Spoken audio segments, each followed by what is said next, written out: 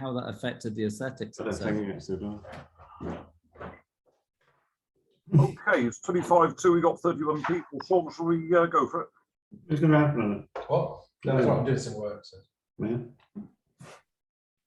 Okay, so yeah, let's roll. Okay, welcome everyone to the Computer Art Society. This is our Christmas lecture, and so we're very pleased that Adrian Wilson came to us literally a few weeks ago with a very good suggestion of celebrating the 40th anniversary of the Quantel Paintbox. And this was a revolutionary machine in its time. It really turned around what was possible with TV graphics and then many other creative pursuits as well. And that's what Adrian and Beau Tardy and Matt Paeper will be talking about. So without further ado, Adrian, let's roll. Yeah, so I put together this little video just to show you. We all recognize what we can do now digitally, but just bear in mind what you could do in 1981, and then everything changed, literally. So I made this little video just to show everyone how influential it was. A computer designed to produce television graphics. Broadcasters quickly took it up to create their weather maps, graphs, and title sequences. I mix the colors in this large white area at the bottom here, the palette itself. The column of 5 boxes on the right represent the brush size. So at the moment, I have a black brush loaded, as you can see from this panel on the extreme right. And if I draw in the palette area, selecting different brush sizes, we can see the effect of those sizes. Also, we can see immediately that we have here an extremely naturalistic line. This in no way could this be described as a computer-generated line. This is scribbling. So on the sheet of paper itself or the picture area, I simply remove the palette, bring the pen out into the picture, and begin to draw with it. As I say, producing extremely naturalistic line. The way it's naturalistic, or the means by which it's naturalistic, is, as you can see, that we have a pressure sensor. The harder I press, the more color is deposited on the paper, on the screen rather. Just exactly as if it were a brush or a pencil. Using this process makes almost too easy is the speed with which you can change from one idea to another. But here one can see particularly well the extraordinary luminosity of the colours. I can't think of any way of achieving. This paint box, it falls probably into the category of variety as the spice of life. It kind of resembles what I do all the time, but it's far enough away to give me a kind of zestful feeling, a kind of a thrill. Maybe a fraction down to right again. No, you're probably right. Spin up the left. That's about it. What? Yeah.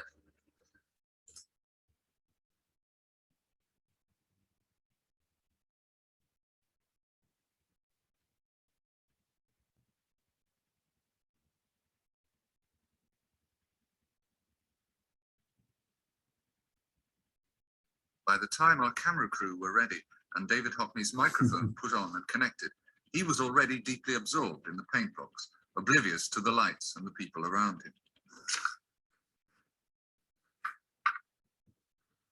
It is a new medium, there's no doubt, but it is a new medium.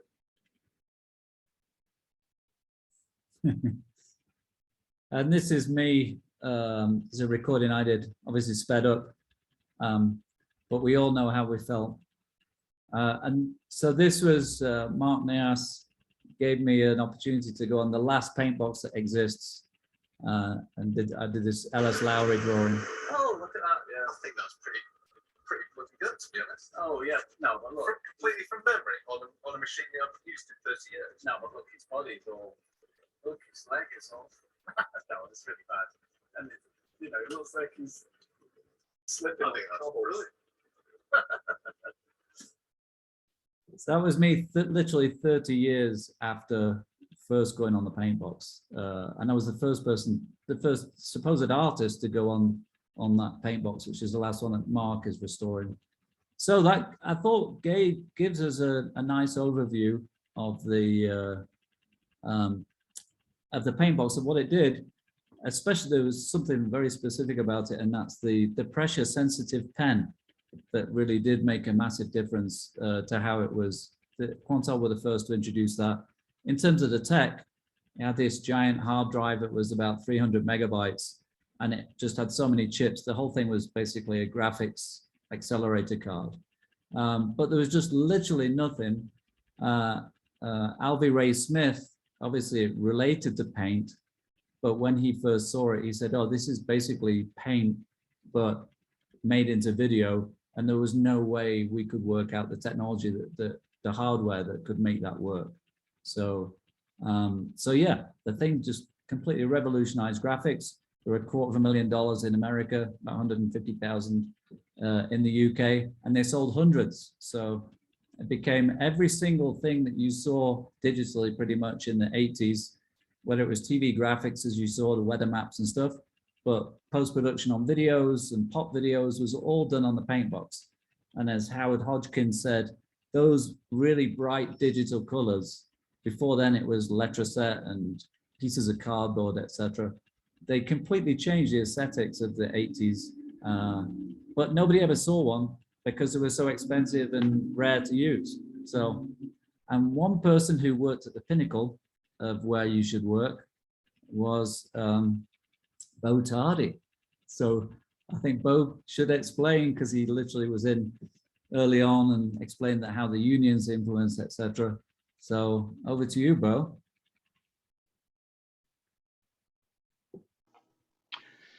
Sorry, I had to lean in to unmute there. First of all, I wanted to thank you guys at the Computer Art Society for putting this on. Thank you so much. I think it's a great tribute to the Quantel Paintbox and the Quantel revolution that Adrian was just alluding to.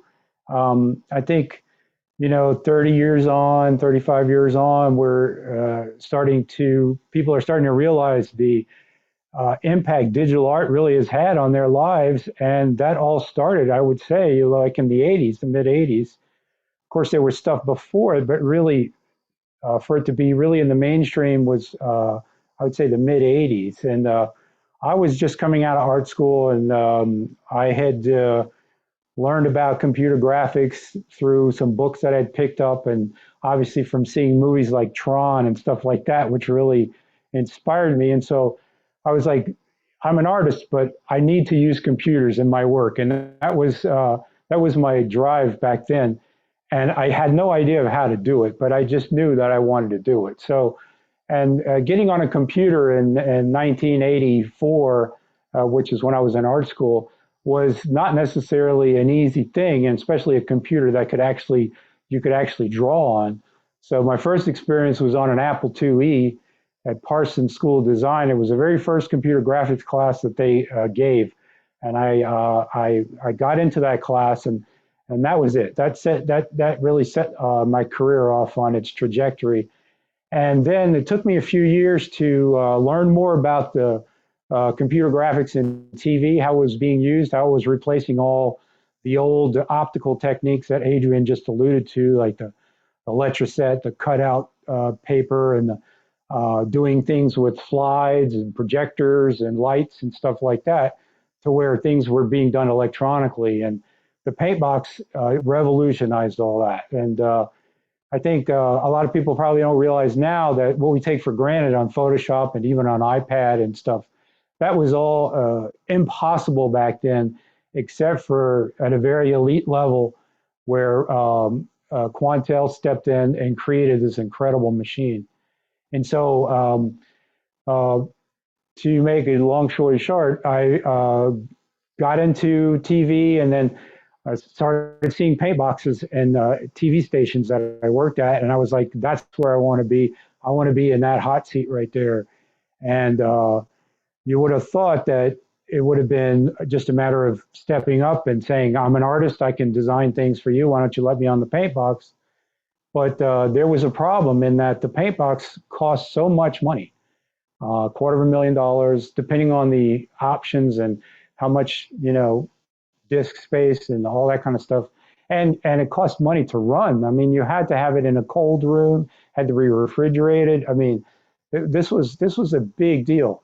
So it was considered a piece of engineering equipment for TV stations back then.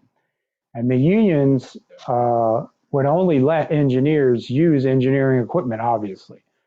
So this is what was happening in the mid 80s, was that all the graphics you see, all the electronic graphics that you see from the mid 80s were made by engineers, not by artists, because the engineers were the only ones that were allowed on these machines, because the people who bought them, the owners, were like, these machines, they're computers, so they must be complicated, so we have to get an engineer to drive them.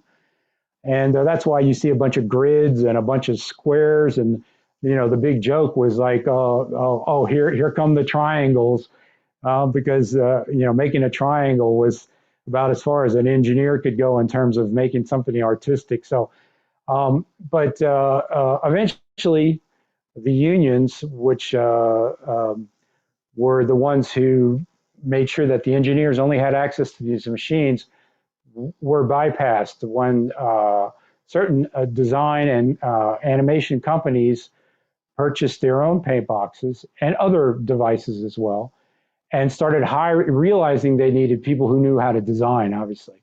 So they started hiring designers and artists, and these were obviously non-union shops. And then that started the competition, and then the TV networks relented and realized, no, we need to get artists and designers on there as well. And that's where I came in. So it took me from seeing my first paint box and saying, ooh, that's where I want to be, to actually getting on one. It took me almost 2 years before I was actually allowed to pick up that wonderful pen and start, you know, drawing on that huge tablet. Those tablets were immense back then. And then, so then it took me a couple more years, and I saw where the best work was coming from, and the best work that was being in the public sphere was on MTV, as far as I was concerned.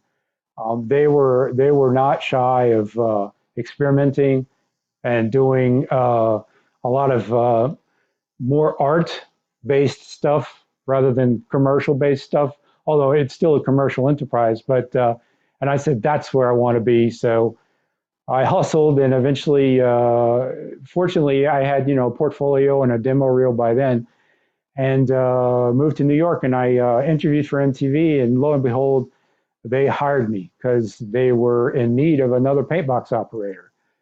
At the time, they had 2 paint boxes in the on-air graphics department, and so I got put on the shift, on the late afternoon shift. Our paint boxes were going 24 hours a day. So because we had such demand to output graphics and output animation and for MTV, that our department was going 24 hours a day. So I was on the late shift, and I did, for MTV specifically, I did all the MTV News graphics. I have a little video I might show really quick just to kind of point out some of the stuff that I worked on. And then once all our news graphics were done, the producers would come into MTV, and the promo producers, those were the people who made all those really neat MTV interstitials. They would come into our department, and we would spend the rest of the evening creating all those great MTV animations and everything. So I don't know if it's all right, I can try to play a little video to show, just to pinpoint some of the stuff that we did at MTV. Everybody's muted except for me, so I guess I'll go ahead and do that. Yeah, apologies for leaning in here. My computer's a little bit far away here. So I'm going to share this screen, and I'm going to just play this video right here, which is A Week in Rock. So this was a show that would come up once a week, but the MTV News,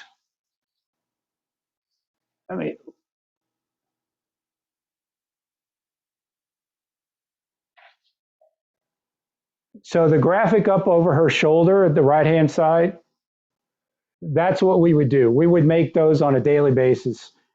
That was the bread and butter. So that was the bread and butter of what we did. That one is in 1992, so it's very basic. And what I did, and what I'm very, very proud of, is I revolutionized that whole look and came up with a new look for the. All we see is the previews. It looks like it's frozen. Is it actually playing at your end? No, I froze it. Okay. Yeah, she was just talking. So in any case, I just wanted to point out. So that's the over-the-shoulder graphics is what we did, and then also close this out and show this one. Now the YoMTV Raps. All we can see is the file thing. We can't actually see the video playing. It must be on another window. Is that right? I apologize. We didn't see the first one. All you're seeing is this? Yeah, see the files, not the player. Okay, I think I need to do this. Let me see once it's. Many apologies for that. So to your point, I even in 1987 was being paid £300 an hour, which $600 an hour just to operate the Paintbox. And there was always a joke in Covent Garden in London, where most of the post-production houses were, that if you went into a bar with your Quantel pen in your top pocket, everyone just knew you were like, it was like being Lewis Hamilton with your car keys.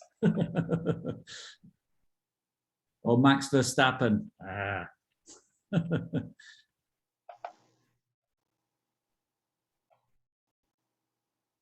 All right, I'm still trying to get this this video file to work.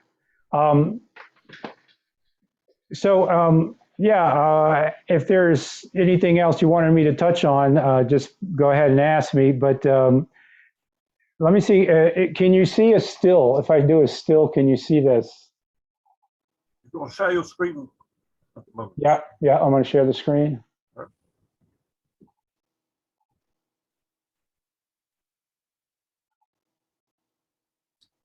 Can you see that? Oh, yeah, there we go. Yes, yeah. All right, thank you. Sorry about that. Yeah, so these are some of the typical type of graphics that we would do, and these were designed for different shows. There's 902 Sun O was, when I worked at MTV, it was 1991 to 1993, so it was right when MTV was shifting from just being a music video channel, jukebox type of channel, to actually introducing shows. And like The Real World and stuff like that. And so they would always come up with these ideas for shows, and we would have to design, logos and opens for them. But for example, on the bottom right, there is the Video Music Awards. That's a pretty popular show, and we would do graphics for that. And any kind of special, like the Rolling Stones 25-year special. And all this was created on Quantel machines. All this was created on Quantel Paintboxes at first, and then we got what was called the HAL, which Adrian alluded to, which allowed us to create animation as well. And I don't think people should underestimate. I mean, MTV basically, everyone wanted to be on MTV. It defined graphics, like you say. It was a trendsetter, and it showed the videos that were, trend-setting as well. And that was all the 80s, and obviously that was the Paintbox. It's amazing the influence that it had, but the knowledge that people have of the Paintbox, because it was such a specialist machine that nobody really knew anything about it. So this modern thing about 80s graphics being 8-bit and NFT, blocky stuff, is kind of a fallacy, really, because as you saw Martin Holbrook at the beginning of the video, real-time, full color, 16.9 million color stuff is just crazy. And as you say, these things were working 24/7, and it didn't break down. There was no viruses, there's no internet, there's no whatever. These things were built to literally 24/7. It was the funny thing is, it was an industrial machine at the end of the day. It was a business machine, like you It say. was, absolutely. To make money, to replace graphics and all the rest of it. So it cost that, but also you could make money, even though, I mean, $250,000 back then was obviously even more now, but you could still make a lot of money with those things. Well, when I left MTV and started my own company, and we would get hired to create graphics and get hired by MTV again, but by other networks as well. It was the hourly price for hiring me as a Quantel HAL operator was $650 an hour. Yeah. So yeah, there was a lot of money involved. These were big stakes, high stakes advertising world. But thanks to Paintbox and HAL, I like to joke around, but when I worked for advertising agencies, we do Pizza Hut ads and Chiquita banana ads, and I would paint, spots on bananas, and I'd add pepperoni to pizza. They would shoot their footage, and then the client would come in and say that slice of pizza doesn't have enough pepperoni on it. So instead of going back to reshoot it, which cost a lot of money as well, they just hired me, and I'd come in and I'd add pepperoni digitally to pizza. So, and this was in the early 90s. So that's pretty funny if you think about it. Anyway, can you see Ice-T there on the screen? Yeah. Okay. So let me play this really quick because I think you missed it. And then I'll cede my talking spot. So can you see the video now? Yeah, Weekend Rock. Okay. Yeah. The Weekend Rock is a show that obviously we worked on. And right here up, when Tabitha Thornton comes up on her over-the-shoulder graphic, that's like I said, our bread and butter. So she zooms in, pow, right there. That was the thing that we had to do. As soon as I showed up at work, I had a list of all these graphics I had to create, and that's what those were. Then I'm going to just show you that. You see this right here? My favorite. So, and then real quick, I'm going to do the next one, which is,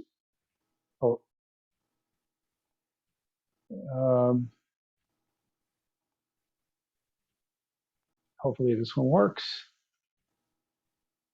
Can you see this one, or is that still a problem? Now we're back to the main. Sorry. Here's a Paintbox menu. Can you see that? Yep. Well, we can't see the big one, just the preview. Can you see the big screen or not? No, we're just back on the preview file location. I think you need to open the file first and then go back to Zoom and share Thanks, that. Matt. Yeah, I think you're right. Yeah. I think you're probably right. I don't want to hold up the conversation too much here. Hey, so there you go, we can see it now. Oh, brilliant.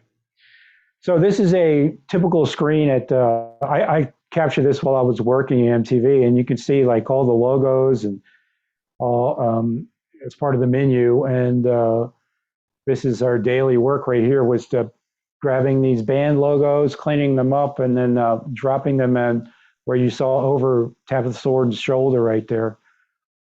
So this is the type of daily kind of work that we did. So anybody want to jump in? So what's interesting is how you kind of mentioned it briefly, but really the Quantel did bring in this whole Photoshop era, faking news, this seamless changing of images where you couldn't really see it as being cut out. Obviously within the movie industry, there was all the CGI. I remember seeing Terminator 2 and all that kind of stuff as well. But just in general, people's just TV stuff, you could just create anything once the Paintbox got in, and certainly cheaper than the movie effect CGI kind of computers as well. Well, Paintbox really democratized digital graphics, I believe, for the TV, and the TV industry really jumped on that because, as you mentioned, starting with Tron, which is the very first movie that it used any computer graphics whatsoever, 1981, and Tron only has 10 seconds of computer generated graphics in it. But to create those kind of graphics was very, very expensive because they were still doing film transfer from film onto off of a computer, and it was a very, very difficult process. But when Paintbox came along, the TV industry really saw that as an opportunity, and Hollywood was still very cold to the idea of doing graphics digitally, but the TV industry and the advertising industry in particular just saw this as a boon, and they went nuts with it. And so yeah, all starting in the mid '80s, all the digital graphics that you see on TV and advertising, and that was mostly all done on Quantel. And we were talking before, and so obviously 1981 when it was launched, and it's kind of crazy to think with tech now, but literally, and if you think of the iPhone when that got launched, the Samsung was launched not too long after that, and all those other copies. But really, I mean, it was 10 years, a whole decade that Quantel dominated, really. Even when Photoshop 1 was released in 1990, the comparison between Photoshop 1 and what Paintbox could do, obviously the price difference and the price point was completely out there, but it was still ahead of Photoshop when it came out, correct? Well, I can say this, that Photoshop, we heard of Photoshop early on obviously at MTV Graphics. We already were using Macintosh computers in the early 90s because Macintosh came out with the desktop publishing system, which had just a plethora of fonts. And so we all, everybody wanted those fonts, and the only way we could get those fonts was by having Macintosh computers. And so the Macintosh computers were used, we had some in the department, to print out the fonts. We'd create the title, we'd print it out, and then we'd scan it back into the Paintbox, and then we'd obviously make it digital and make it nice. But when Photoshop was starting to being developed, there was no way to get out of the computer onto the Paintbox. It was not developed for a television production-based pipeline, and so everything was contained in the Macintosh. You couldn't get it out, so that was a big problem. And also there was a bunch of screen aspect ratio problems, and so that all had to be worked out. And that took most of the decade of the 90s for them to work out. I remember I had a couple of early video capture cards, and I had the very earliest version of Adobe Premiere, like in 1996, and that was all considered amateur. It was all considered for amateurs, and until eventually it ate Quantel's lunch at the end of the 90s. Yeah, I mean, they introduced the graphic Paintbox, but obviously being video resolution was an issue. But yeah, so maybe segue into my role, which kind of fits into what you were saying before about a shortage of operators. So Quantel, in their wisdom, decided to donate two Paintboxes to 6 different art colleges in England, to try and basically give people access that never got access. Like you say, even in New York, you got 2 years in a studio before you could even touch anything. So their idea was to basically give it to colleges, and then everyone can learn it. The good thing for me is when it arrived at my college, which was a photography and graphic design college, everyone looked at it and just said, this is terrible resolution, because we're all shooting on large format film. It's a gimmick. We're not really interested. Even the lecturers were like, this is just a gimmick. So I got free use of a Paintbox for 9 months, solid, just to play on it. And I know nothing about computers. It's so user friendly, etc. And it had, for me, it had a little 35mm, what they call a film recorder, which projected stuff onto film. So from 1986, let's see if I can share my screen. From 1986 to 90, I basically was it turns out I was the first photographer to work on basically a digital paint system. So if I close this one, oh, share screen. So this is when you know you're kind of early on. Now I'm in Blackpool. Blackpool is like not even Manchester, which is not even London. And it was in the middle of nowhere. So I get this paint box and playing around with it. But I just assume people like Beau in New York or, you know, Alvy in California are just doing what I'm doing for 10 years already. So this was an image, you know, just playing around.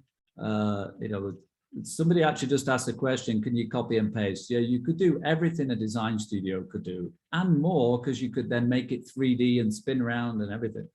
So I actually love this image, even though it's quite naive, because I didn't even know what to call it. I just called it new photography because it was like, well, it's kind of new. That's like sums it up really. But it was that new photography. This is the dawning of the Photoshop era, even though it wasn't Photoshop, of what you could do. So if I just kind of go through some of this stuff, this is the, so this was what was fantastic. Adrian, we have the same problem. We only see your oh, hang on. The file. So I have to stop share, stop share, and then share again. There we go. Maybe you share a slideshow or something. Oh yeah, stop share. See how technically savvy we all are. This is the funny thing. There's tech people who know all about computers, and look at us like we still can't even know how to share a screen. So let me see if I bring this up. Oh, I know where I need to share this screen.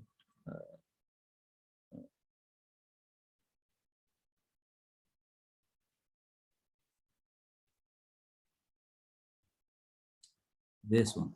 There you go. I was sharing the wrong screen. So there you go. Yep, we can see it now. If I go to this, then we can change it. That's a Macintosh though, right? Okay, so that, yeah, that was me just calling, you know, like whatever, as a promo, new photography. So this is what you call a film recorder, which projected, had a little CRT in it, and it projected a red, green, and blue onto the strip of film. So you could either put a Polaroid on there or a film thing. So being at college, I just loaded it with 35mm. So that's why my work still exists. So Beau's, as you saw, nothing disrespectful here, but it's kind of all fuzzy and crappy. And if you've recorded it on the VHS, it's all kind of degraded. Mine literally is exactly as the way I made it. This was my portfolio. So I was quite unique that everyone was using the Paintbox for moving images and for TV and graphics, whereas mine was still. So I made this steel briefcase and duped up the images. And I still have all the records of everything. Like this is, you know, the composite images for this, which I duped up and made a 10:8 transparency of the final image. So, yeah, it was very hard to get a print off of the screen. Like you said, you had to have a very specific piece of equipment, which also cost a lot of money. And you obviously had access to a film recorder, which is very awesome. We only had we only had the ability to print on. We had a Sony printer. I think Mark has one as well. But back in the day, we had a Sony printer that would make small little prints about this size. And there was also a Polaroid system that came out, which would take Polaroids of the screen, because you couldn't just point a camera at the screen. Because if you took a 35mm camera and just pointed it at the screen, as you well know, you would get banding across the screen. So that would ruin your image. So having access to a film recorder was definitely an advantage for you. That's awesome. This is an image that was in this show, this is kind of a seminal show. So I had a couple of images. I had this one that was a commission piece, and then this one. So the other thing is that I think, as you alluded to, Beau, we kind of crossed over from the mechanical age from the analog age into Analog, yeah. yeah. So I did, somebody asked me, could you do this kind of Tron head thing and revolve around? And I did it with a fishnet stocking and some litho film and told the guy I did it on the computer, you know, which was kind of Tron-like as well. And I kind of, you know, it has these lines that you see kind of under her ear, the scan lines, which, you know, enjoy the texture. And I combined it with an image that I took and did from an early photocopier, color copier. So to me, the texture, or even just using it to make a black and white image, that was something that I enjoyed it just as a machine to create something and to embrace the texture of it. And it's funny now that when you know, you can replicate anything. So this, for instance, this is James, it's the album cover, and the title for that is Gold Mother. And that was my brief.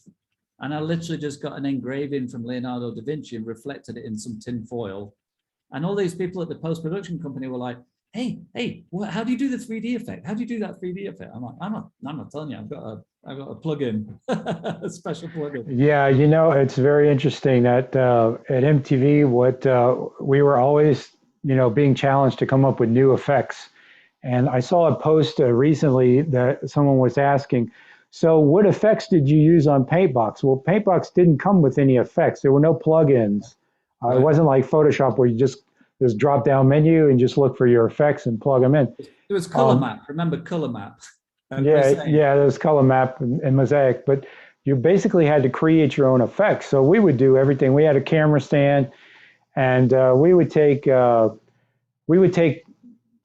aquariums full of water, and we'd slosh them around, and we'd spray color dyes into it. So you get those really neat color dye effects and everything. But that was done analog, and then it was brought into the Paintbox, and then we touch it up. And so people would be like, in your case, you know, how did you create that 3D effect? And be like, we're not telling you, but it's a lot of it is analog, you know. Right. So yeah, it goes through. So this would have been like kind of my personal work, which is, you know, kind of more, it didn't really reflect the 80s aesthetic, to be honest. It was kind of different. It was my own aesthetic. Whereas this would be a commercial piece, which is so 80s, really. And that you know, obviously you paid your rent and you got money out of it and stuff. But the difference between those images is, you know, evident.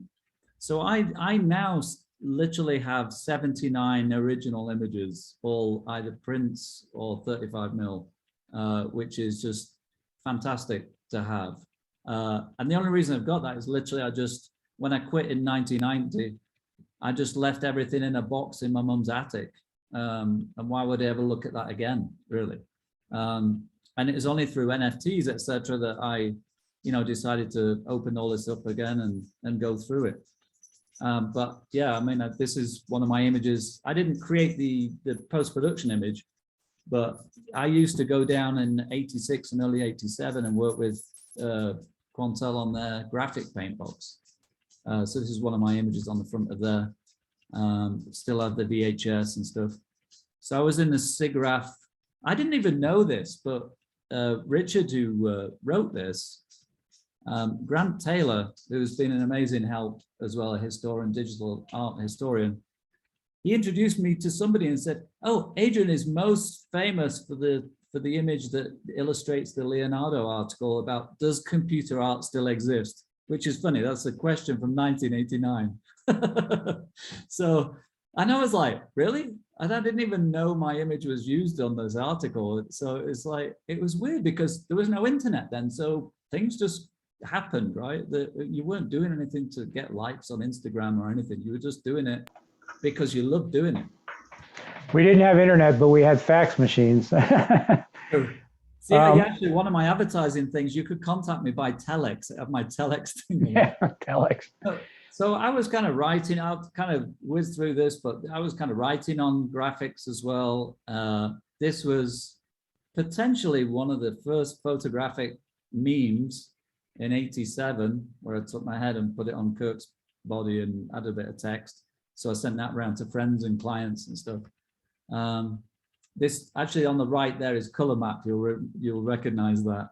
Yeah, cool. But that, you know, that was done in 86.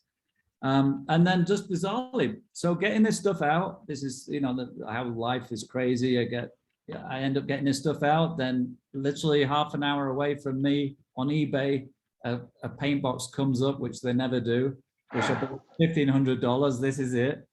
And thanks to, as we all, you know, recognize, Mark, who's, you know, just the godhead of all this stuff now, he renovated the whole thing for me.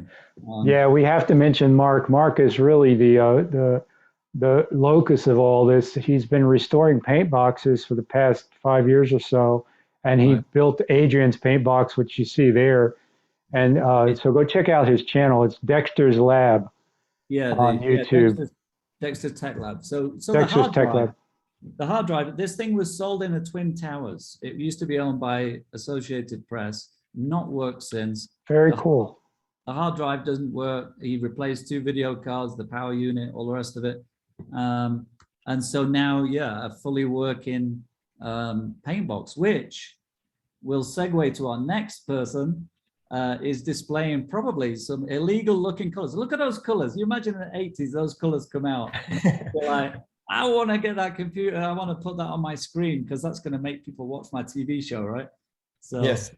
So I think next over to Matt in Germany. We're moving around the continents. Hi. So Matthias here. Yeah, so let me just quickly explain how I discovered the Paintbox. So there was, or should I share my screen directly? Is that sure? If you want to talk over your screen, because yeah, Matt has a working HAL that yeah, he's going to link up. Adrian, do you need to stop your share screen? mine? Or how's it working? Yeah, there you go. Somebody told me that when they were at college, they couldn't get on the Paintbox because I was always hogging it. So I guess bit like sharing my screen there. I was hogging it. Look at that menu, brings back memories. So if anyone has any question about how this works, as you can see, there's painting, there's all these different effects. So this will do everything that any conventional design studio would have done, but electronically. So I think I started as a kid knowing the system because in Germany there was a public or a science show. It's called Knopfhoff show, as we say in Germany. It's more a funny science show, and I think I was around about 10 years old, and they had a Paintbox in the studio. And they showed what you can do with digital art and digital image manipulation. And they just did a really simple thing. They opened a picture and just doing something with the eye. That was all. And I was so fascinated by as a kid. So what you can do with digital image manipulation, and I like the interfaces, big tablet, like Beau was saying, the big tablet and the pen, and you get so good access to the images. So, and they just showed that on TV, and I was so fascinated by that. So, and I think it was 10 years later, I found an advertising from Quantel here in Germany that you can win an EditBox training. So, and I wrote a letter. Yes, I'm a little student here from Eastern Germany. I work with VHS tapes, but I'm so into EditBox and Paintbox, and they invited me. So I won a 3-day course here in near Cologne, and I got a certificate. Yes, Matthias Paeper was won a Quantel EditBox course, and he's now able to use it. So, and later with that little document, I started my career in a television station here in Cologne, and then after that, I went to the news, and I did the same what Beau was doing. Only 10 years later, I was doing over-the-shoulder graphics for news magazines and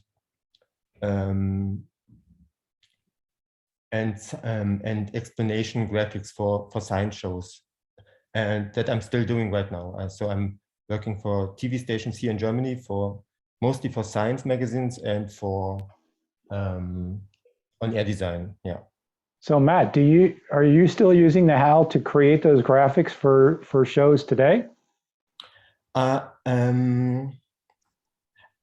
few days I found out that I found a software where I can upscale my SD output to 4K with really good results. And as we mentioned earlier, I also need to thank Mark because he was repairing that HAL that I found 1 year ago hide in the studio here in Cologne, but it was not turned on for 15 years. So the MV RAM battery, or I didn't know, something on one board was empty. So I need to put out the board from my HAL, send it to UK to Mark, and he was replacing it and helping me with all the other stuff. Wow. And Matt, you have to explain how you paid for that, HAL. Yeah, I paid with a bottle of with a big box of wine. So they were just interested into wine. So I spent $300 or $500 for wine, bring it to them, and they gave me 60 kgs of metal and HAL and cables and this back to me. And yeah, then I tried together with Mark over online chats how we can repair it or what went wrong. And after a few months, the whole system is fully working now. So I got a 15-minute version of my HAL, so I can store 50 minutes of SD video. So wow. So we said this before, how these machines will work in 24/7. I worked on a project for IBM. It was an IBM commercial where there were 3 paint boxes, 3 artists, each 8 hours each, and it was 3 months to make a 30-second thing. It was $1 million. Correct. Yeah. Those, and Quantel were huge. They had their own jet. They had like a dedicated hardware, you know, the support that they could fix things, whatever. But my machine, your machine, apart from, like you say, there are chips that have batteries in. So after 20 years, they need replacing just because the battery's gone. It's not any fault with the hardware. Like the power supply unit just goes old, you know, and crusty. So anything that you had to replace was not really a Quantel issue. It was more the technology just, you know, doesn't sit around for ages. So well, somebody in the chat was just asking how many paint boxes exist still today in operation. And I think besides yours, Adrian, and Matt's and Mark's, that's probably it. So it's probably about 3 right now. Well, there are 24 paint boxes known to exist, you know, in museums, etc. You know, actual mechanical things, and there are 13 known to work. Mine's the only one on the East Coast. There's one on the West Coast. So I think there's 3 in America that work, North America.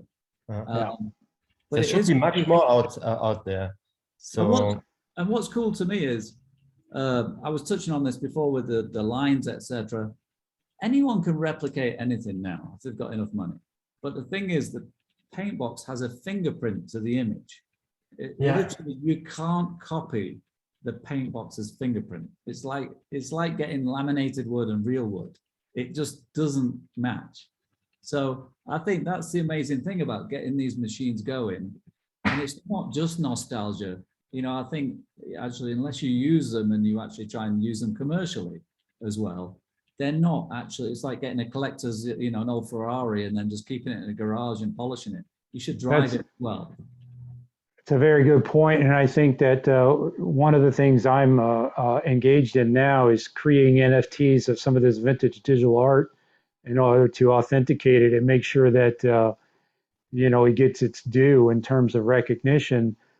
Digital art that was created in the 80s on these machines. And like you said, it's got its fingerprint, but anything can be replicated. So I think it's important to sort of lock down that origin of this digital pop art that came out in the 80s.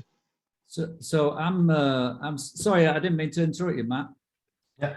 So I just want to where was that?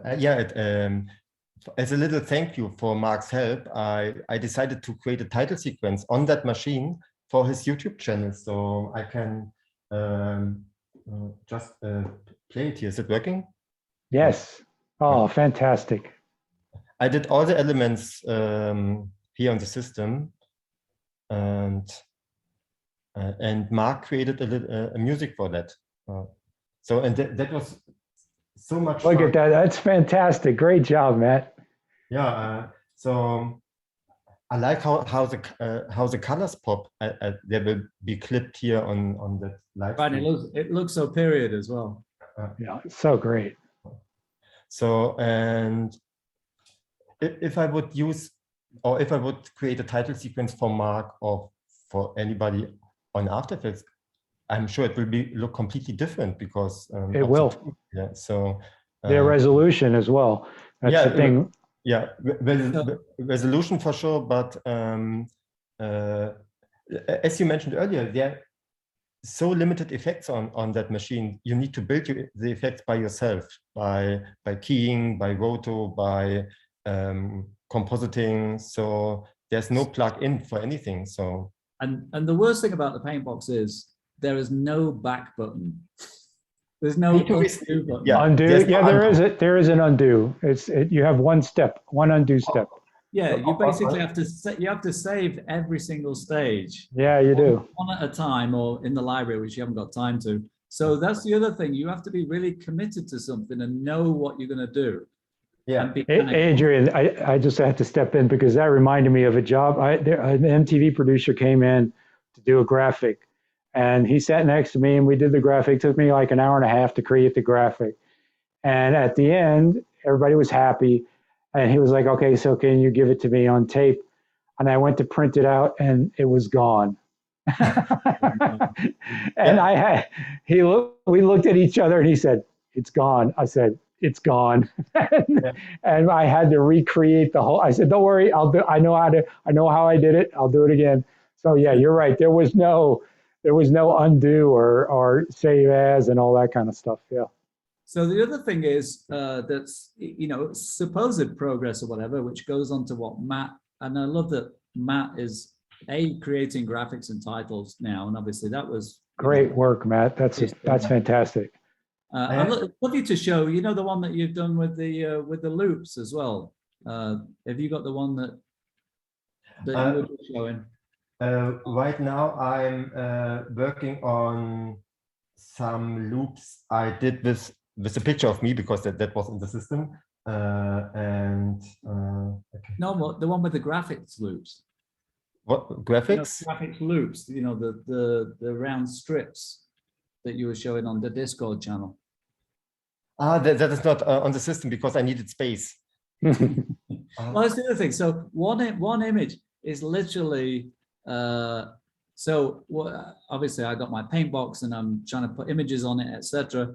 And everyone's like, "Well, how do you get a JPEG onto the Paintbox?" Oh, that's great. Look at that. And I'm like, you can't put a JPEG on the Paintbox. The Paintbox was invented before the JPEG. Yeah. So all the images here, can you see my small screen, my camera? We can just see the menu. Yeah, we can see you on the side. Yeah. On the side. So I have a little washroom camera set up here. So perfect. Yeah. I can do something like that. Now you see my live input. Yeah. I can put things under my washroom camera and import it into my Paintbox. So like in the early days. So that's exactly what I did the Gold Mother album, just getting a Leonardo engraving like that, and then just but just reflecting it. So one thing that obviously there's this real craze for everything in the 80s with NFTs and 8-bit and also the gaming. The hardest thing for me to find was a good professional monitor, PVM.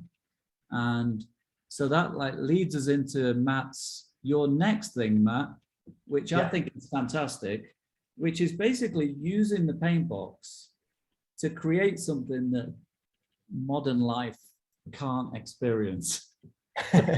Yeah. So when I started for the news show, and I was sitting 8 hours before on the Paintbox, but because I was doing local news, not so much was going on. So I had a lot of time to play with it. And what I liked so much was the ability to work with colors that are illegal, that are colors that are much over RGB values. So explain what an illegal color is. Yeah, you have to explain. I'll explain real quick. In television world, up until HDTV came along, analog TV could not handle certain colors, certain color values. So we had to check on our scopes that the values of the colors were legal. And of course, Quantel, the Paintbox, could generate digital colors that were way over the limit. And so that's what Matt's talking about. It's something like it was too saturated, a bit like ultraviolet. Yeah. You couldn't see it because it was too. Right. Well, you couldn't transmit it over the TV, basically. Right. It's just a great phrase, isn't it? An illegal color. Yeah. So and unfortunately, you can't see it right now. I can see it here on this machine. It's clipped, but on the CRT screen, I have values that are over RGB values. So if I go here to my, can you see them? You can't see it. Yeah, yeah, I can see that. RGB 266. You can see it because I have menu in the way. Yeah. Okay. Because having a value like 264, it's not. It's impossible to create in Photoshop because it will stop at 255. So now I can go much higher here and have really nice popping colors. Oh, I need to go here. Hey, Matt, look how real time that is. Well, that's the thing. This is something that people who are not familiar with the Paintbox need to realize. Look how fast and how responsive this technology from the 80s was. Look at this. It's and the animation is played right off of the system. You saw earlier when he was just dragging the animation back and forth. It's like Photoshop and After Effects combined, but turbo boosted. And this is what we had access to in the 80s. And that you know, my machine is 1990, and it's a 180 megabyte hard drive. That's to do everything. I mean, that's crazy, isn't it? I think this is a newer one. So, okay, the system is from, I think, mid-90s, and the internal disk is not so big, but I have the extra Dylan for video here. 11 megabytes. Oh, you go, yeah. Oh, your system disk there is 3.5. Yeah, but as I want to say, I was fascinated by the option of playing with illegal colors. So, and now I'm able to do that again. So, and what I like is capturing just images from old art books and coloring them with that color that are illegal to show. So that looks not what I see here on that screen. So you can't see it right now because it will be clipped. But on the CRT, it's so the only way color, the only way you can see your art is with using a 1980s or 1990s monitor. Yeah, and that's why these gamers want those monitors, because it's maybe so the phosphorescence and everything is still the best quality image. I got all the monitors I can get. So your idea is to what? How would you display it in a gallery with, like, each one would have to have a different monitor, or? Yeah, I can imagine I mean, I think I have 10 or 15 CRT or BVM, Sony BVM monitors, and I can put them next to each other and play loops or still images on them in the gallery. So that is my plan for the next year. With modern technology, you could probably put something inside rather than having a player with it, you could make it as a unit. You could put some kind of controller inside using modern technology, like to play it. Oh, something like that. We discussed it already with Mark, or maybe from Blackmagic, a video player that can handle full video color range and play it back over SDI, so I can plug it into a CRT monitor. So yeah. So to me, this is fun. This is why I want to celebrate the. I know we all seem kind of evangelical, but I mean, you could see how much pleasure, just picking this thing up, and you're picking up a pen. You're not like now using a mouse or anything. In fact, Quantel called their mouse a rat, which probably sums up what opinion they had about using one. But it's very intuitive. It's super easy to use. Anyone could pick it up. And we're not obviously obsessed with this thing, but it's just amazing because it probably had like a 20-year lifespan, and it was so dominant, but then just vanished and became obsolete, and they were all huge and didn't really fit in anymore. And they were in post-production houses or TV studios. So they just kind of came and went like a comet. Yeah, it's true. Illuminated everything, but then just vanished again. So speaking of the pen, when I was a full-time HAL operator at that point, I wanted my own pen. They were very expensive, and several $100s to buy a Quantel pen.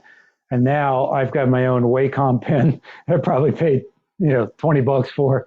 So back then it was, if you had your own pen, it was like that was a big deal.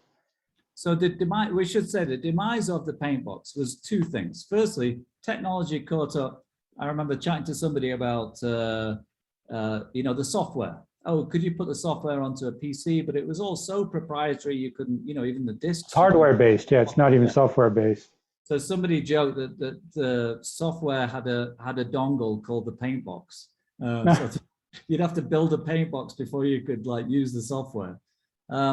But obviously, other companies saw this, like Adobe, and it wasn't just Adobe, and brought out cheaper versions and desktop versions, etc. My, Quantel was more of a desktop version, but Quantel just had this fantastically lucrative market, and for various reasons, ended up losing market share. They ended up suing Adobe, and that cost them a load of money because they lost that. Because we're trying to dominate the industry, which is a bit unfair, to be honest. But if you look at the way that the menus are set up, you were talking before about getting type in. The guy who wrote the original software and was working on the original DPB said, oh yeah, we basically got a sheet of letraset and scanned it to do the text for the menus. Exactly. We didn't really know much about licensing typography in those days. So, but all the stuff that's on there that you'll see is familiar, airbrushing, etc., and cutting out, that's all with us. This is the language of everything that's on your iPad, your phone, and everything. They didn't invent it. It was brought together in this really magical way that definitely has influenced everything that's followed. And it's so intuitive. So working with gestures like swiping my menu off and on and going to the palette and mixing a color and picking them, it's so I can do everything with one hand, and that is so advanced for a system that is I mean even on Photoshop now, that's an easier way to mix colors than on Photoshop. Yeah. Creative Suite. Well, the thing that's a genius about the Quantel Paintbox was that it brought into the hands of artists technology that was only reserved for engineers and scientists at the time, research scientists.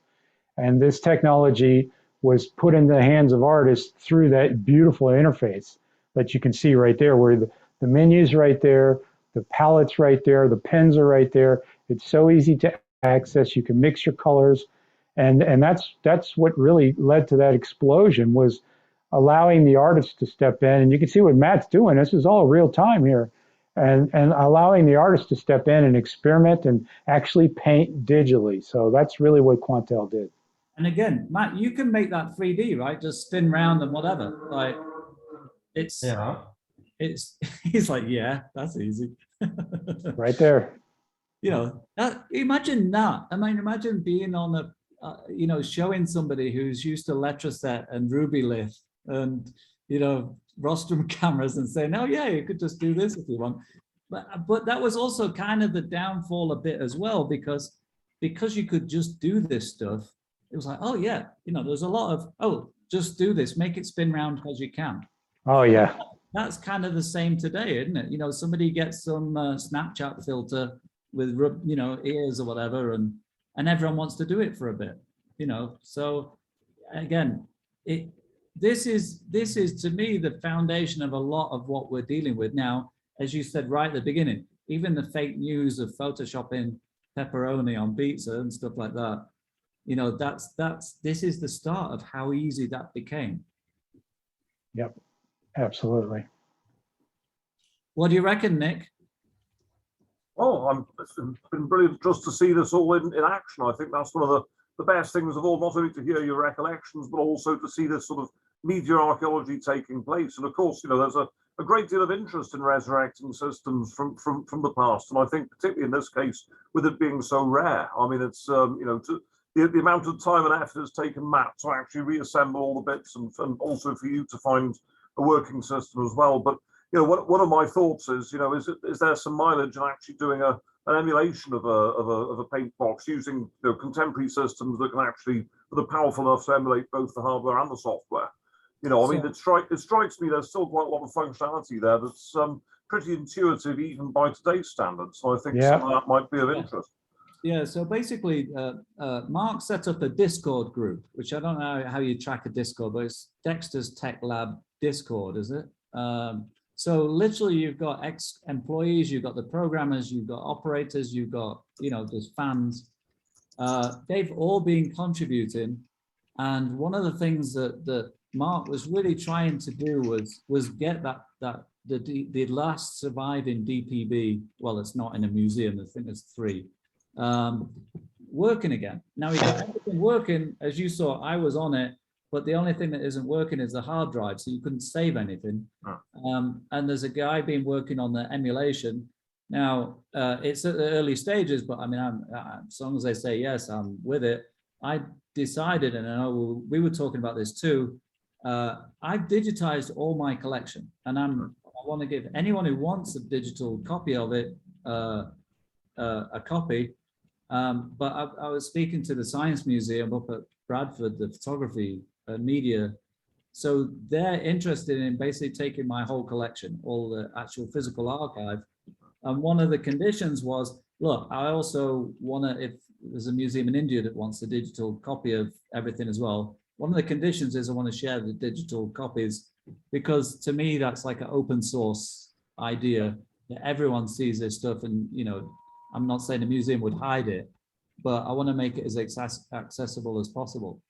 And we were talking about Mark's Paintbox and whatever, and having to do this, trying to get this emulator.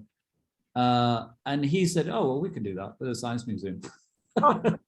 So I'm pretty sure, you know, they probably have like experts in Cambridge and Oxford and whatever that can, you know, it's like Alan Turing's grandchild or something, you know, like, who can probably, it's a science museum. If the Science Museum comes up and says, hey, could you do this for us? They're probably going to fix it, right? So that's great. Hopefully they'll do that. And they're doing a new show.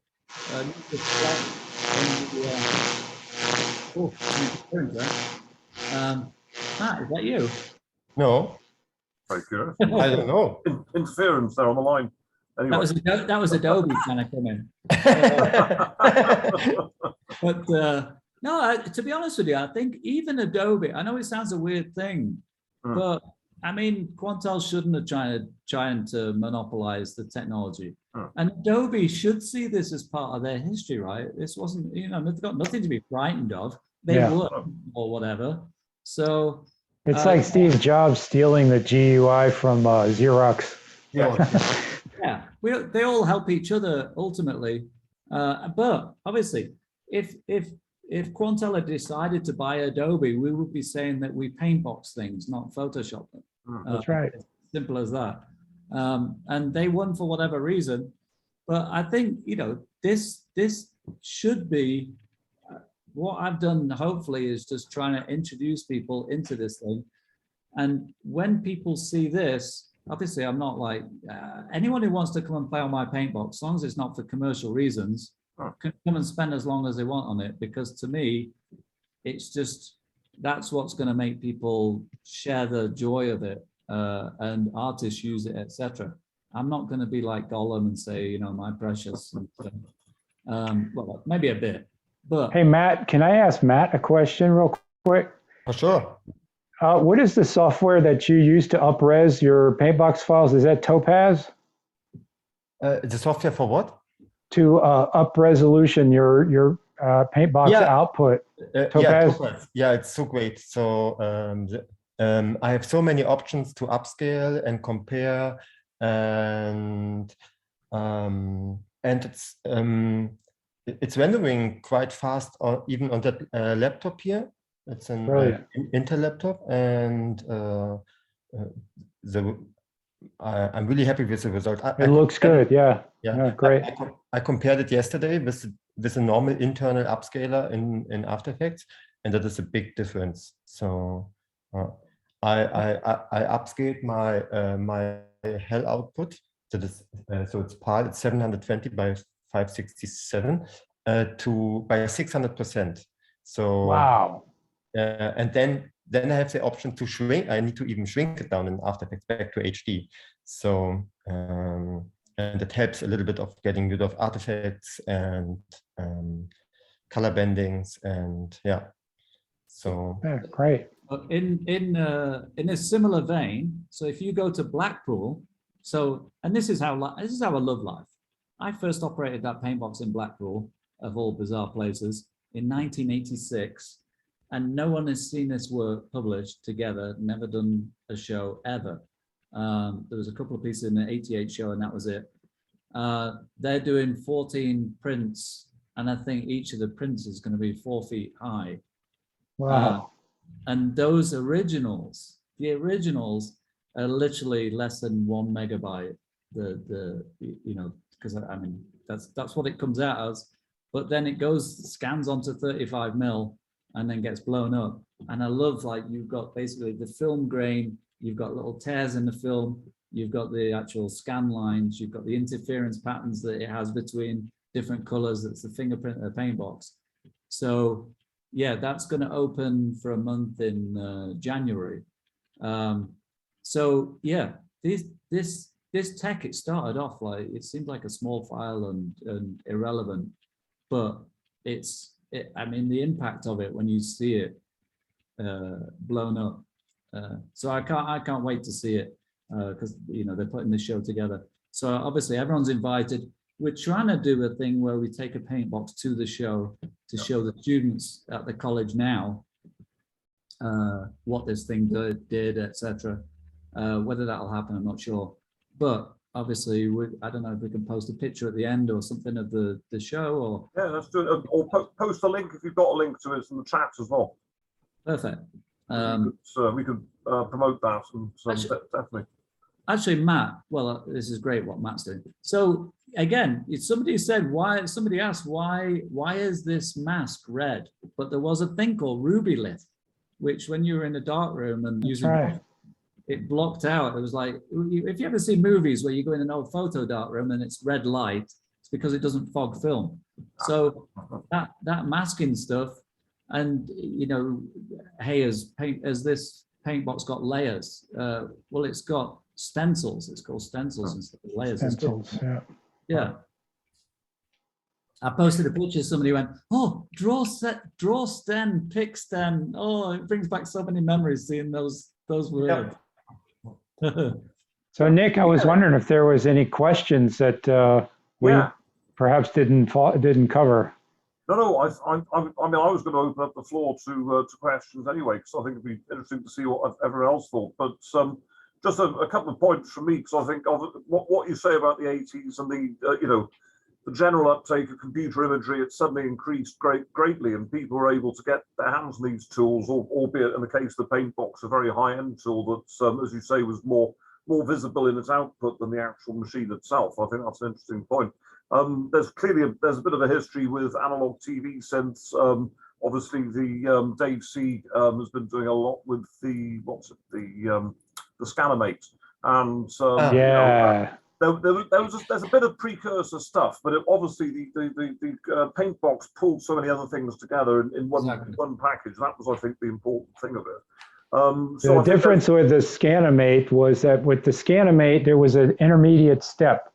In other words, there was the electronic machine, but then you needed to actually, the output of the electronic machine was just a CRT. So you needed to then videotape that CRT. So there's a intermediate step there that makes it truly analog and not digital as the Paintbox was eventually. And the stuff that Alvi and Shoop were doing with paint, etc. That everything, like you say, lots of things predated this, but this brought it all together. And I think there's mileage actually in having an exhibition somewhere that brings together the footage, the people who use the machines. I think that would form a very interesting exhibition in itself. Actually, to have a wider thing, and this is maybe something that Bradford would be interested in doing at some stage. Is a larger show. Yeah, definitely. Yeah, well, I think that's something that SIGGRAPH might be interested in. I think as the computer graphics yearly symposium, they might be interested in, they should be interested in doing something like that. And again, like my full circle, going back to Blackpool, Beau, you were influenced by SIGGRAPH back in the 80s, right? You went. I did. When I was getting involved in computer graphics, I did go to SIGGRAPH in 1988, and it was hugely influenced by everything that I saw there. I mean, they were already doing, wearable headsets and everything at that point. And so it just really cemented for me, the idea that I wanted to get into digital art and to do art on computers for TV. Well, I think we should throw a line to Sue Gollifer. She's not on tonight, but I know you've been in touch with Sue. I mean, she'd be good to line up something with SIGGRAPH, and I think that would be really good to do. Yeah. Well, and certainly, I don't know where it's going to be held, but I'd be happy to take my Paintbox to, if we're going to do a physical, actual in-person show, I'd be happy to take the Paintbox and let people play on it and stuff. Because everyone who was desperate to go on it, who were basically runners at post-production companies and weren't allowed on it, and in their 50s, and were suddenly, running around and taking people bags of cocaine and coffee and stuff like that. Now they can say, I can go on a Paintbox, finally. I did all that just to get on a Paintbox and I never got on one. So that would be fun. Okay. I was going to say, Nick, I think there's something we can do with the archive, which is initially maybe take a digital copy of your resources, of your images. Yeah, I'm happy. I have it all, there. I'm happy to give you that, however you want it. Yeah, and likewise, any videos that people may have or anything like that, we could take copies of them and put them up on the Computer Arts Society's archive pages. Yeah. Fantastic. I'd love to also share some stuff from my MTV days if you guys were interested. That sounds great. Yeah. Well, I think we've got your, obviously we've got your email addresses, so I'll drop you a line after this. And even though you might see the images, this kind of thing, I don't know, it's not a formal interview, but hearing firsthand, experiences is really helpful, I think, as well, to bring that to life as well. Yeah, definitely. Shall we throw the floor open to anyone who's got questions? So is there anyone out there who'd like to ask Adrian, Beau or Matt any questions about the work they've been doing?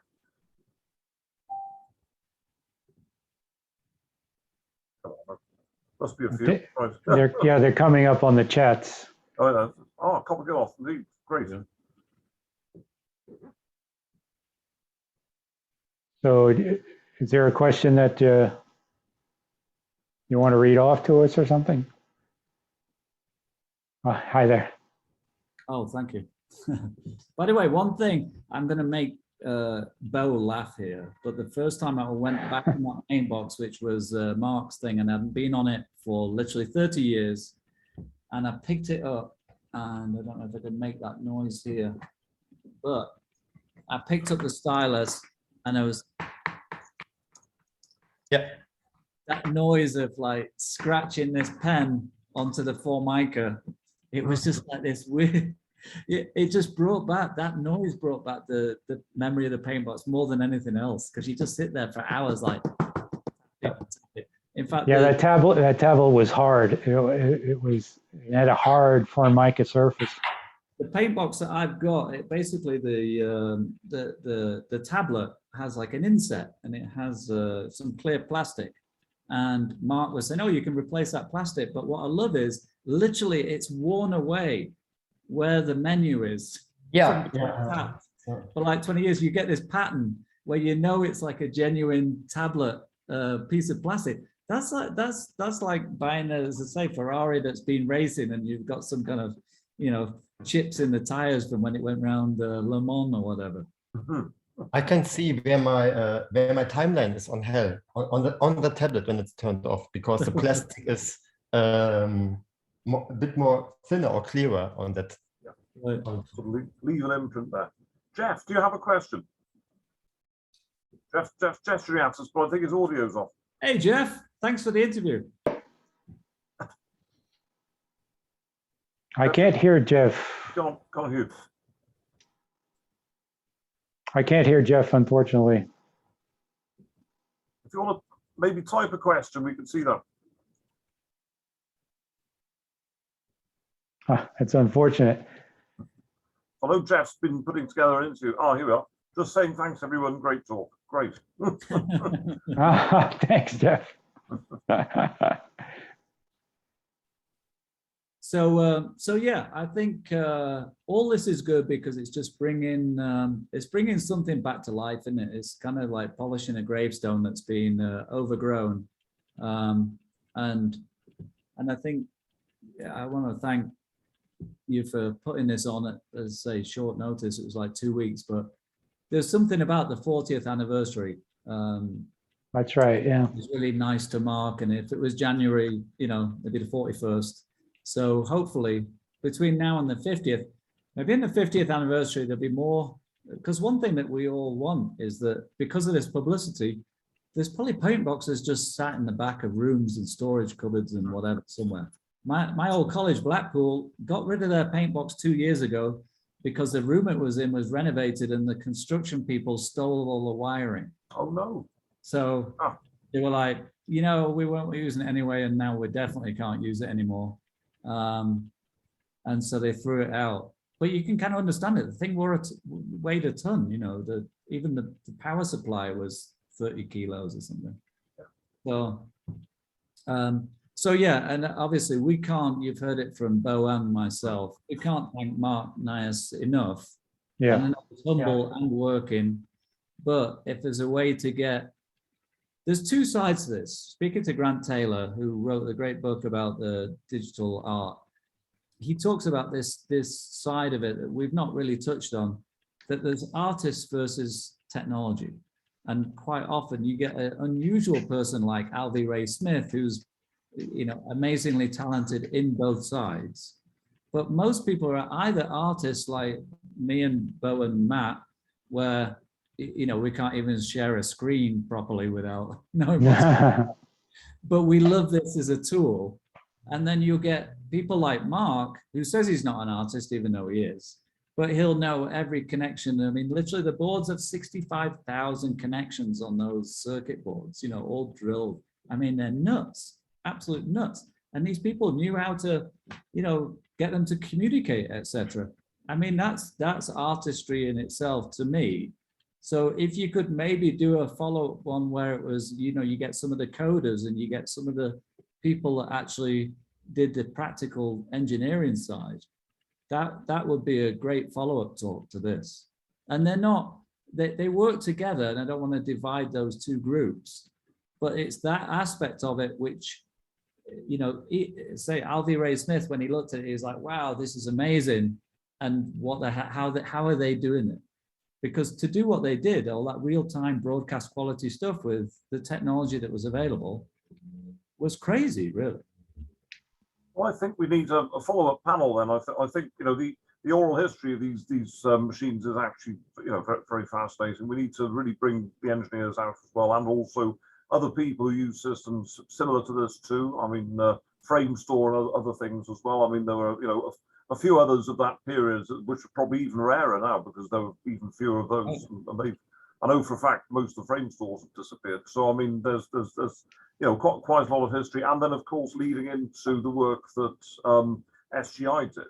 And I think Silicon Graphics and the way that they then became the sort of powerhouse of the 3D graphics industry in a way that the Quantel had done for 2D graphics. And I think Correct. an interesting story in itself that needs to be recollected too. I remember. Yeah, that's what I saw at SIGGRAPH. I saw the SGI guys, and they were already doing groundbreaking 3D at that point. But 3D was too expensive for television. Hollywood eventually, obviously, jumped on that bandwagon, but just doing daily 3D was impossible. It was just too expensive. Those machines were even more expensive than Quantels. Literally, I was working on the Paintbox and saw Silicon Graphics come in, and it was like, it was like Lord of the Rings. Like I say, I've got my ring. And then seeing Sauron just coming towards you, you're just like, oh, that's going to be the end of this. Like you could see that coming. But yeah, I think there's obviously so many angles, and not being jingoistic in any kind of way, but it was all in the Newbury. I mean, everything, like I say, I was in Blackpool, this is Newbury or whatever. When you consider what was going on in California and how advanced it was, and obviously there's all these discussions about, hey, who went where and saw what and copied what and all that kind of stuff. But this was Newbury before the internet, before sharing stuff. It wasn't. It was just amazing that it was this like weird satellite place. It was random, really. Yeah. So being British, I'm really happy that my collection is going to go to the Science Museum. Rather than, I did actually contact MoMA. Just, I mean, it sounds cool, doesn't it, to say he works in MoMA? But I'm actually way more happy, and even more happy because, as my mum pointed out, she said, Adrian, I'm the one that told you to contact Bradford. So it even makes my mum happy it goes to Bradford. So there you go. Well, thank you very much once again. Cheers, Adrian. Cheers, Beau, and cheers, Matt. I think the follow-up is a definite. Let's think of something in the course of next year, and I think let's see if we can get some of this out to SIGGRAPH and to other partners that we've got as well. And I see there Jonathan Bowen on the chat saying that he was working at Silicon Graphics in Silicon Valley in '83, '84. So I mean that would raise some interesting memories there too. But I think amongst all of our listeners and readers and the people who are on YouTube as well, let's send us some more questions and queries. And this is one of the reasons why it's so great to have the Computer Art Society to bring all these things together as well. So let's keep doing it. It was a very good suggestion actually, and thanks to Sue for suggesting that we get in touch with you, Adrian, and it all went from there, really, didn't it? Yeah, no, it's just a fantastic community, isn't it? And there's so many varied people in it. I think it's so broad a church. You imagine it's just a techie thing or a very geeky thing, but look where we all are. We're all like there's just it's a really great group of people, and everyone obviously is really passionate about it. And the ultimate thing of this is a visual thing. We just love people to see these images, don't we? So that's great. We all added more art to the world, right? And actually, again, I'm not being, like an ego thing or anything, but the world, this isn't a world, we didn't all invent, we're not sat around saying we invented steam engines and whatever, and that's been, the world that we were involved with, even if we weren't aware of it, or we were just a peripheral tiny part of a cog in a giant wheel, well, sorry for the wrong analogy, is what we live in now. It's the world we live in now. We were the kind of early people in that world. And I don't see it much different from the 80s when we were working on those computers. What I do now is just the same. It's just a bit easier, that's all. Well, the thing that's really interesting is that digital art is a thing now. In the 80s, it was not a thing. Nobody knew what digital art was. In fact, it was frowned upon to attempt to make art on computers, which is, when I came out of art school, I was like, no, computers are the future of art. And that was a leap of faith in a way at that time, because computers were not seen as an artist's tool at all back then. And digital art was not something that existed, or even a phrase that was in use back then. So, and now, of course, it's all mainstream and it's been codified with NFTs. So I'm looking forward to getting involved in that space. But the irony is that people say, oh, we're not really into digital art, but all the art they were seeing was digital. It's all around us, yeah. No, in the 80s, you know, everything, all the news graphics and all that kind of stuff. Oh yeah, we're not into digital art, but I'm not saying I disagree with you, but you would go to a movie like Terminator 2 because people tell you, wow, it turns into liquid metal. Like there's some That's right. graphics thing. Like it was like the brave new world of computer art there. But so it was weird. In the art sense, in the art world sense, there was always this looking down on computer art. Yeah, a real resistance. Right, but in just a general aesthetic, when you look at the 80s, everyone was really into cool digital graphics. Absolutely. You just didn't call it digital art. Well, it's about the aesthetic of it. I think that's leached into all sorts of things in that period. And you know, hey, that's when I got really interested in that right back when I had my Amiga. You know, back in 86, 87, and again, it was about the aesthetic of the thing as much as anything else. Right. You might note that I just remembered Corey Archangel, the computer artist, has done quite a bit of recovery of Andy Warhol's early Amiga work, for instance. Yeah, he did work on Amiga. Yeah, I'm glad you mentioned that. And that was, you know, that was towards the end of his career, but it was partly a publicity thing for Commodore too. But nonetheless, it did start to bring some attention to what then became, and of course those videos you have of Hockney and Hodgkin and other people working on the Paintbox. I mean, so was that the one where they basically extracted? There was somebody. Debbie Harry. There's a picture of Debbie Harry. Yeah. So, but if you read, like, there's a great piece in ArtNet. If you read the Art Press, and the guy who actually came up with the idea of finding the computer and extracting it, he was really upset at that auction because he said, ultimately, this was a 1 megabyte file. You're selling like a 30 megabyte JPEG. Yes. Secondly, because of the compression of the pixels, you're kind of just guessing the proportion. So it's not actually the same size proportion either. So this whole thing, and really you should sell the actual cartridge or whatever it was that had the software on it, because you're basically just, it's like seeing a picture of something on the wall and doing a photocopy and then stretching it and putting it on a piece of fabric and then. Can you imagine having the NFT of that file? That would be pretty cool. I think that touches, I mean, very quickly, don't want to go on too much longer, but that touched on the authenticity issue. Then that goes back to what Matt was saying about the color values on a CRT versus an LCD type monitor that we have now. I mean, you know, there's a lot there, you know, wrapped up in what makes an authentic image out of these times and out of the period, as it were. Well, I did. So true, yeah, so true. I mean, the whole definition of digital was infinitely replicatable, you know, so that was the definition of it, is that you can replicate this as many times as you want. So there's no, where's the original source file? And I think there is obviously an original source file that was created by the artist, and NFT gives us, for the first time, really gives us the opportunity to stamp the provenance on this digital art, this vintage digital art, and say this is the original file. Like Mark, like Adrian was saying, Mark has been really instrumental in this, and I got in touch with Mark years ago. I had these discs from my Paintbox days that I had no way of accessing, obviously. And Mark said, I can transfer those discs for you. And so I sent them off to England, and he transferred those files. So I have the original files from the late 80s of these graphics that I made while I was working at MTV and the early 90s. And those are the original files, in other words. So yeah, that is a very interesting aspect of it. I met one of the creators of CryptoPunks at this talk in New York, and I literally went up to him because I obviously wouldn't have even thought of this stuff in my mum's attic without NFTs. And I did say to him that the way I saw it, he was kind of like the Rolling Stones, and we were like these, you know, blues guitarists that they stole. Yeah.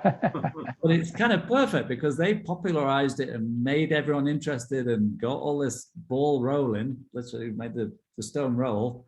But everyone then, you know, goes back and wants to buy an album by Bo Diddley or whoever it was. So it kind of, you know, does bring all this light back to where it all started. And, you know, our time obviously is, I mean, Matt's doing new stuff and I'll probably do new stuff as well, probably Bo. But no one can take, you know, I have the postcard from 1987 that my friend sent me, the Star Trek one, you know, like the authenticity, like you say, we have stuff that you can't replicate, and there's definitely historical, and there's going to be a value in that once all this stuff settles and expands or whatever to do with digital art. People are going to, at some point, keep coming back to us. Absolutely, and I think that's what we've seen with the Computer Arts Society. We've got the archive, we've got the projects that we did with the V&A originally. I mean, there's been a gradual build-up, I think, of awareness of this area and the history of the area. You know, I think that's the thing, and the amount of times that people have, to some degree, reinvented the wheel too. So I mean, it's good to understand really the roots of it, and also see really what was possible even at a relatively early stage. Yeah, Jeff, obviously I've been watching Jeff's, you know, tape stuff, you know, micro arts and stuff. And it's just, I mean, it's so opposite end of the spectrum from what I was doing on the Paintbox. But I love it. And I love it. And it's like, if, you know, the bottom line is, if any of us get hold of a computer and do the, you know, have access to it, we want to just make art. That's it, right? We don't just want to put it on the mantelpiece and say, hey, I've got something that you haven't. We all want to like create something with it.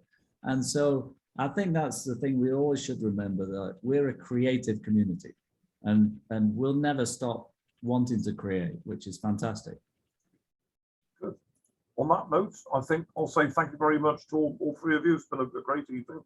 Thanks again for coming and sharing your knowledge and showing us the output and seeing the reconstructed machine as well. It's great to see the Paintbox back in action. And thank you, Sean, for setting up the stream as ever. It's been really good to be able to broadcast this. So yeah, there'll be more of the Computer Arts Society in the new year. So looking forward to that, and really hope everyone here has a good break over Christmas and enjoys the festivities as best we can with the the impending things that may happen then. But let's hope for a good one anyway. So thank you very much, one and all. And thanks see you all very much. soon. Adrian, thank you. Thank you, sir. Thank you for having me on board. I really appreciate that. And we hope to see you at SIGGRAPH at some point. That will be good. And as I say, anyone who's in New York wants to come and visit, work on the Paintbox, there's an open invitation, free of charge. So you're all welcome. Or Cologne, if you like. Yes, thanks, Matt. And the last one is, if anyone knows David Hockney, or David Hockney, we thought it would be the coolest thing. It's not going to happen in the anniversary year, but basically, as you saw, he is colored glass drawings. So how cool would it be for David Hockney to go back to the same machine that it all started, because he's still making those things now? That would be the coolest thing, and that would be great for the publicity for what we're doing as well. So if anyone knows David Hockers, good old Bradford lad, get in touch and tell him he can go to Manchester, Cologne, or New York and revisit his first experience. Tell him it's a lot better than the iPad, put it that way. So. Yeah. The original. Yeah, I just have to get a new ashtray, that's all. All right. All right. Take care, On that note, everyone. very best. Cheers. Bye. Bye now. Thank you. Bye.